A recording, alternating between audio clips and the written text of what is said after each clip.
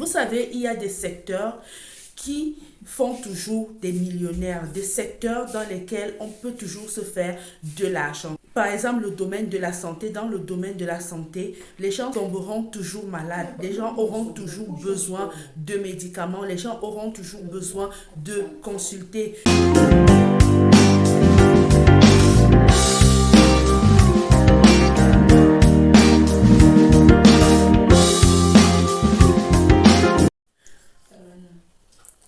Bonjour tout le monde, bienvenue sur ma chaîne, j'espère que vous allez bien. Si c'est ta première fois sur cette chaîne, moi je suis Elizenga de la chaîne Astuces et Conseils au quotidien. Je suis entrepreneur, je suis investisseur, je suis business manager.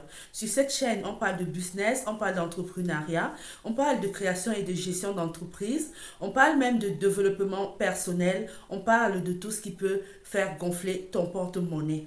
Si toi aussi tu es intéressé par ce genre de thème, alors n'hésite pas à t'abonner et surtout d'activer la cloche des notifications pour ne rien rater dans l'avenir. Aujourd'hui, je viens vous parler d'un business, d'un secteur porteur, l'un des secteurs qui fera des milliardaires dans l'avenir. Ce sont des secteurs vraiment très prometteurs et qui ne nécessite pas une spécialisation. Vous n'avez pas vraiment besoin d'être spécialisé dans ce domaine pour pouvoir y investir. C'est un domaine très peu compétitif, encore ouvert, où chacun peut encore trouver sa place, où chacun peut encore se faire beaucoup d'argent. Vous savez, il y a des secteurs qui font toujours des millionnaires, des secteurs dans lesquels on peut toujours se faire de l'argent. Par exemple, le domaine de la santé. Dans le domaine de la santé, les gens tomberont toujours malades. Les gens auront toujours besoin de médicaments. Les gens auront toujours besoin de consulter. Peu importe ce qui se passe dans le monde, peu importe le nombre de crises, le taux d'inflation que le monde connaît, il y a par exemple le secteur de la santé qui va toujours donner de l'argent, qui marche toujours très bien. Il y a le secteur de la beauté, de la cosmétique pour les femmes par exemple, qui marchera toujours super bien, peu importe ce qui se passe dans le monde. Donc aujourd'hui, avant de continuer, je t'invite à partager la vidéo, à t'abonner si ce n'est pas encore fait, et surtout à activer la cloche des notifications pour ne rien rater des prochaines publications. Je vais te parler de ce secteur. Il s'agit du domaine médical, du domaine pharmaceutique. Mais ce n'est pas forcément ce à quoi vous pensez parce que je vois déjà vos têtes. Il s'agit de la médecine traditionnelle. Et oui, la médecine traditionnelle, c'est un secteur qui fera ou qui fait même déjà des millionnaires. Mais on nous a fait croire que la médecine traditionnelle était très mauvaise pour l'homme africain lui-même. Pourtant, c'est un secteur très peu compétitif et c'est un secteur qui fait beaucoup d'argent. Le problème avec la médecine traditionnelle, c'est qu'elle n'est pas quantifiée. Le problème, c'est que les médicaments ne sont pas quantifiés. Il n'y a pas de posologie. Lorsque quelqu'un est malade, on vous donne un bidon de 5 litres. Vous ingurgitez le médicament sans dose, sans posologie. Le médicament va agir dans votre organisme en fonction de la quantité que vous avez prise. Et c'est ça le véritable problème. L'autre problème avec la médecine traditionnelle, c'est qu'elle ne peut pas poser un diagnostic. Donc, pour bien réussir dans la médecine traditionnelle, il faut travailler étroitement avec la médecine clinique. Il faut faire des examens. Grâce aux examens, on peut savoir de quoi vous souffrez et vous prenez les médicaments traditionnels. Après le traitement, vous devez aller à l'hôpital faire d'autres examens pour vérifier si le mal a vraiment été traité. Malheureusement, très peu de personnes le font.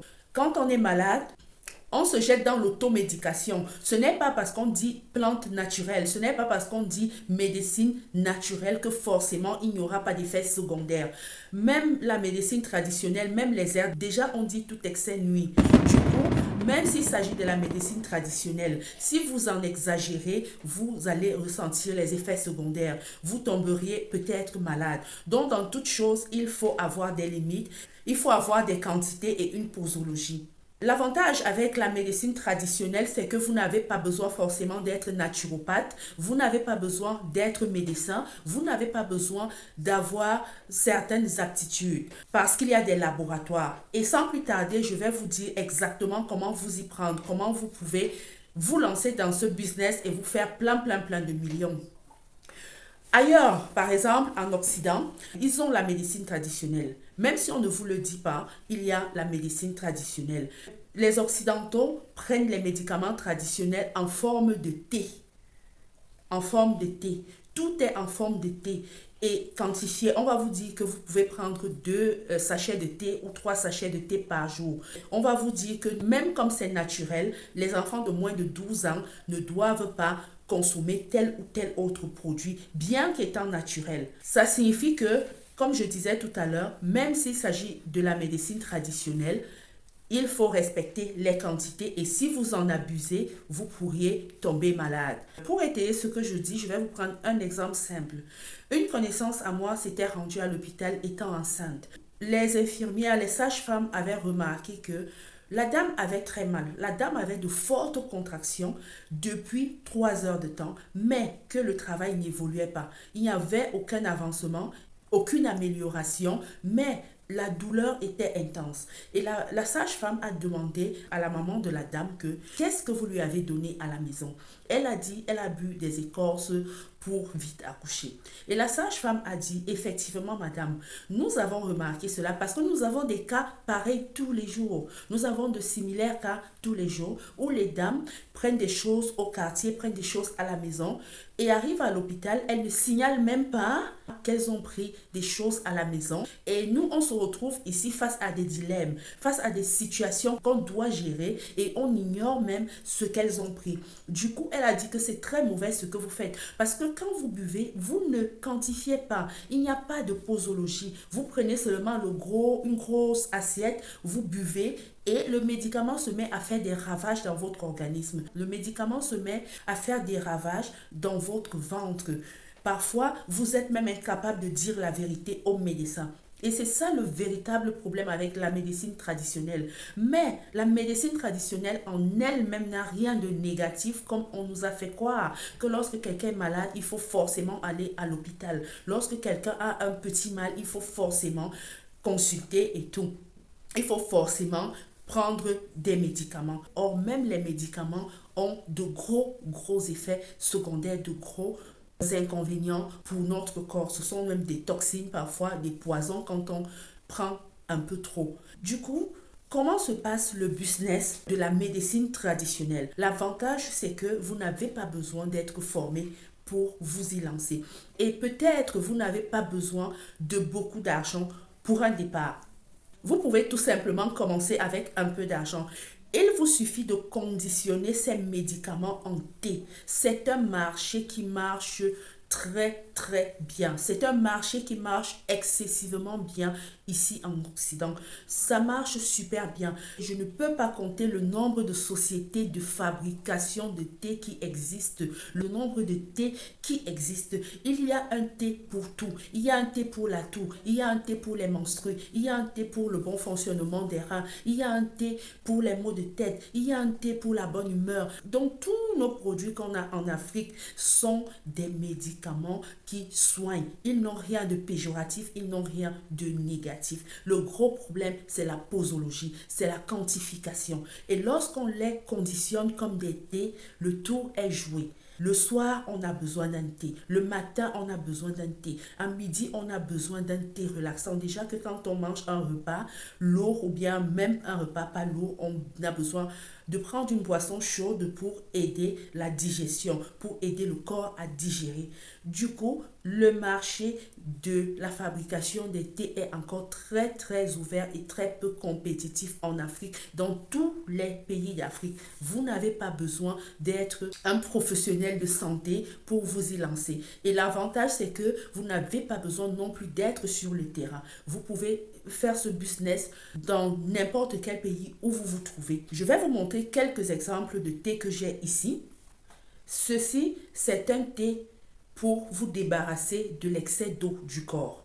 Ça vous fait uriner ce thé-ci. Ceci aussi, c'est un thé pour se débarrasser des os du corps, des excédents d'eau. Lorsque vous voulez perdre du poids, lorsque vous avez des maladies peut-être cardiovasculaires, lorsque par exemple le cœur ne pompe plus bien l'eau, on vous donne des thés qui vous font vous débarrasser des eaux excédentes.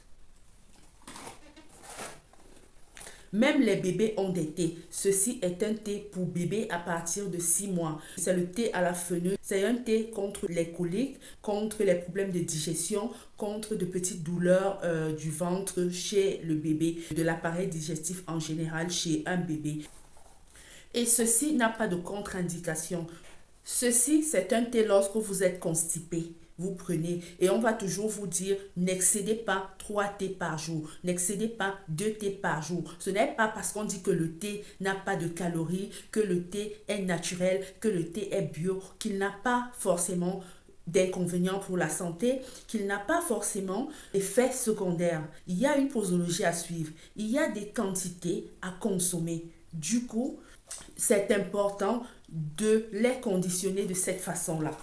Donc, à l'intérieur, vous avez des sachets comme ça, vous avez une vingtaine et ça coûte quelque chose comme 2 euros. 2 euros, 1 euro et poussière et voilà.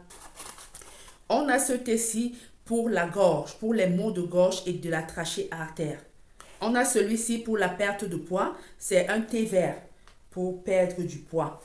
Bref, on a des thés pour un peu de tout. On a des thés pour maigrir. On a des thés pour aller au sel. Donc, pareil avec nos produits comme le ndolé que vous buvez, les feuilles de papayer, les feuilles de goyavier. Tous ces médicaments soignent. Juste que il faut quantifier, il faut une posologie. Lorsque vous prenez tout un bidon, vous buvez. Et beaucoup de personnes pensent que plus on en consomme, plus vite on guérit. Non, pas forcément. Autant on a besoin de posologie pour les médicaments chimiques, autant on a besoin de posologie pour les médicaments naturels. Et vraiment, dans beaucoup de pays d'Afrique, on n'a pas encore cette culture de la consommation du thé. On n'a pas encore cette culture-là. On importe encore les thés de l'extérieur. Et c'est vraiment dommage.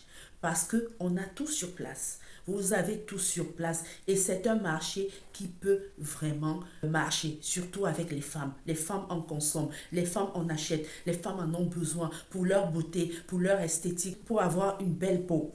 Vous n'avez pas besoin de grand-chose, vous avez juste besoin d'un déshydratateur. Vous achetez un déshydratateur comme sur la photo là, vous découpez les fruits, vous les mettez à l'intérieur, vous déshydratez les fruits et vous pouvez les moudre et faire des thés.